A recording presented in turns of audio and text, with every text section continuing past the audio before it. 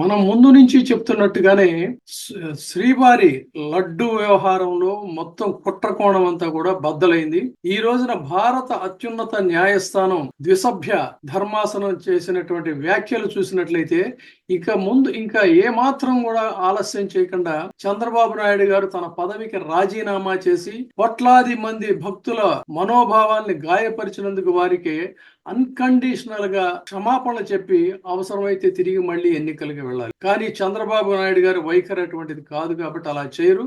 అందుకనే ఇప్పుడు ఏ భక్తులైతే లడ్డూలో కల్తీ జరిగిందని విశ్వసించి అనేక రోజులుగా మదన పడుతున్నారో వాళ్ళంతా కూడా ఇవాళ డెఫినెట్ గా భారత అత్యున్నత న్యాయస్థానం చేసినటువంటి వ్యాఖ్యలకి ఒక్కసారి దృష్టిలో పెట్టుకుని ఈ చంద్రబాబు నాయుడు గారు స్వామివారు అంటే కలియుగ వైకుంఠంగా భాసిల్లుతున్నటువంటి స్వామి వారి యొక్క ఔన్నత్యాన్ని దెబ్బతీసేటువంటి విధంగా ఆయన ప్రసాదాన్ని కళంకితం చేసేటువంటి విధంగా రాజకీయాల్లోకి లాగినటువంటి క్షుద్ర రాజకీయాల కోసం భగవంతుడిని వాడుకున్నటువంటి విధానాన్ని మనం చెప్పింది కాదు. ఇది సుప్రీంకోర్టు వ్యాఖ్యానాల యొక్క ఎసెన్స్ అర్థం చేసుకుంటే ఇంత దుర్మార్గం జరిగిందా అని చెప్పని ప్రతి ఒక్కరూ కూడా అనుకుంటారు.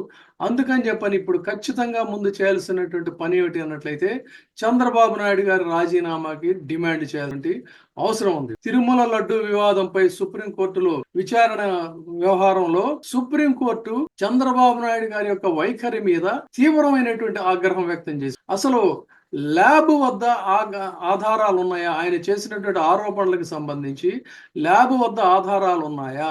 సుప్రీంకోర్టు నెయ్యిని రిజెక్ట్ చేశారని చెప్పని ఈవో చెప్పారు కదా. మరి ఇదంతా పబ్లిక్ డొమైన్ లో ఉంది కదా. సుప్రీంకోర్టు చెప్పింది ఏంటంటే నెయ్యిని రిజెక్ట్ చేశారని ఈవో చెప్తున్నప్పుడు ఇదంతా పబ్లిక్ డొమైన్ లో ఉన్నప్పుడు మరి మిగతా వ్యవహారాల సంగతి ఎందుకు మీరు మీడియాకి ఎక్కారు? ఎందుకు దేవుడిని రాజకీయాల్లోకి లాగారు? దేవుడిని రాజకీయాల్లోకి లాగవద్దు అని చెప్పని చాలా విస్పష్టంగా సుప్రీంకోర్టు వ్యాఖ్యానించింది.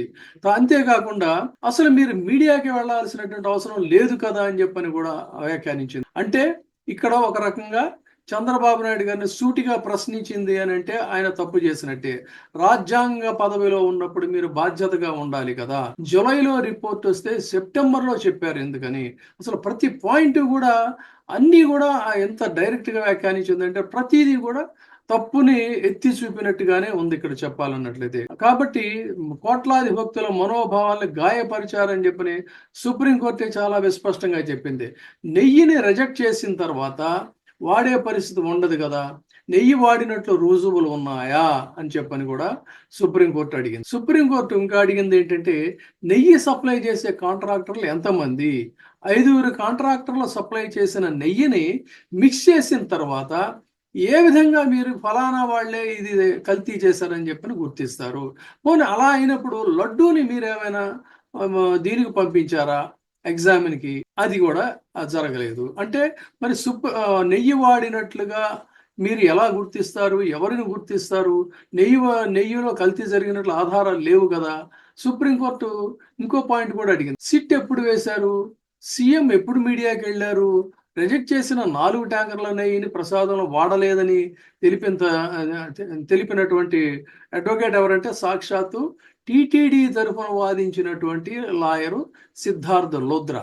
సిద్ధార్థ లోద్రా అనగానే మీకు ఒక కేసు చాలా మంది గుర్తొస్తుంది. ఎవరు ఈయన ఈ సిద్ధార్థ లోద్రా అంటే చంద్రబాబు నాయుడు గారిని అరెస్ట్ చేసినప్పుడు ఆయన బెయిల్ కోసం గంటకి ఎన్నో కోట్ల రూపాయలు తీసుకుంటారని చెప్పని వినవచ్చినటువంటి senior most supreme court advocate Siddhartha Luthra ఈ టీటీడీ తరఫున కేసును వాదించారు అని అంటే దాన్ని బట్టి మీరు అర్థం చేసుకోవచ్చు. కానీ పాపం అంత పెద్ద లాయర్ని పెట్టుకున్నా కూడా వాదించిన తర్వాత ఏమైనా జరిగిందా అంటే ఏమీ జరగలేదు. ప్రతి పాయింట్ని కూడా ఇక్కడ పాయింట్ టు పాయింట్ ఇక్కడ ఇంకోటి కూడా గమనించాల్సింది ఏంటంటే సొలిసిటర్ జనరల్ తుషార్ మెహతా మాట్లాడినటువంటి దీన్ని కూడా వారు ఏమన్నారంటే సుప్రీంకోర్టు మరి ఈ విచారణకి ఎవరిని అని చెప్పని కేంద్ర ప్రభుత్వాన్ని అడిగేటప్పుడు ఇప్పుడు వారు జడ్జిమెంట్ ఇచ్చేలోపు దాదాపుగా మన కేంద్ర ప్రభుత్వంలో వెళ్ళింది. అంటే ఏంటి? సిబిఐ ఎంక్వైరీ వేయాలా? స్వతంత్ర దర్యాప్తు సంస్థ అంటే ఎవరైనా సుప్రీంకోర్టు కానీ లేకపోతే సీనియర్ మోస్ట్ న్యాయమూర్తితో కానీ వేయాలా అనేటువంటిది కూడా ఒకటి. తర్వాత ఈ ఎన్డీడీబీ ఒక్క ల్యాబ్ రిపోర్ట్నే మీరు ఎందుకు పరిగణలోకి తీసుకున్నారు? ఇది చాలా కీలకమైంది. మనం కూడా గతంలో అనేక సార్లు చర్చించాం మనం. ఎందుకు మరి దాన్ని ఒక్కదాన్ని మరి సెకండ్ ఒపీనియన్ కూడా వెళ్ళాలి కదా, అది కూడా చేయలేదు. అంటే అసలు ఎన్ని పాయింట్లు అంటే ప్రతి పాయింట్ కూడా ఫస్ట్ అండ్ ఫార్మోస్ట్ ఏంటంటే దేవుడిని రాజకీయాల్లోకి లాగవద్దు అని చెప్పని సుప్రీంకోర్టు చాలా స్పష్టంగా చెప్పింది. కోట్లాది మంది భక్తుల మనోభావాలని మీరు దెబ్బతీశారు అని చెప్పింది. తర్వాత మీ దగ్గర ఆధారాలు లేవు కదా, మీడియాకి ఎందుకు వెళ్ళారు? అసలు మీడియాకి వెళ్ళాల్సినటువంటి అవసరం ఏముంది?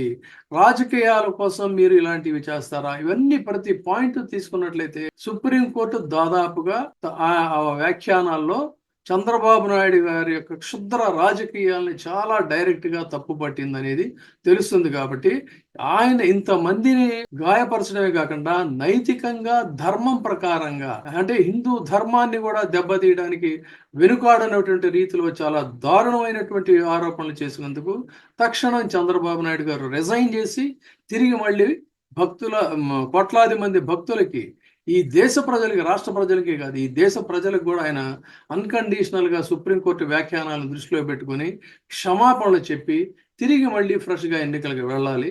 మరి ఆయన మళ్ళీ ఏ రకంగా బుకాయిస్తారో దీని మీద కూడా చూడాలి.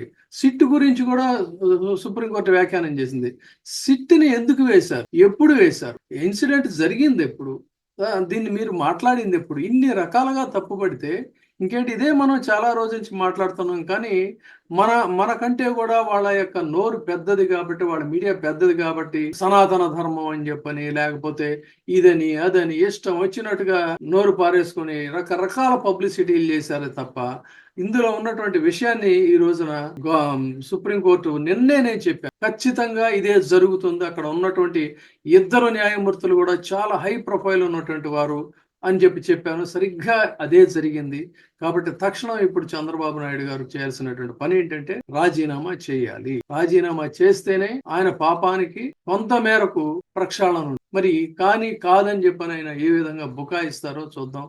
ఆయనతో పాటు పాట పాడినటువంటి వాళ్ళందరికీ కూడా డెఫినెట్ గా ఇప్పుడు వారందరూ కూడా ప్రాయశ్చిత్త దీక్షకు కూడా వెళ్లాల్సినటువంటి అవసరం ఉంది. ఇప్పుడే సబ్స్క్రైబ్ చేయండి, లైక్ చేయండి, షేర్ చేయండి. వే టీవీ ప్రైమ్, మీ ఉత్తమాభిరుచుల సమ్మేళనం.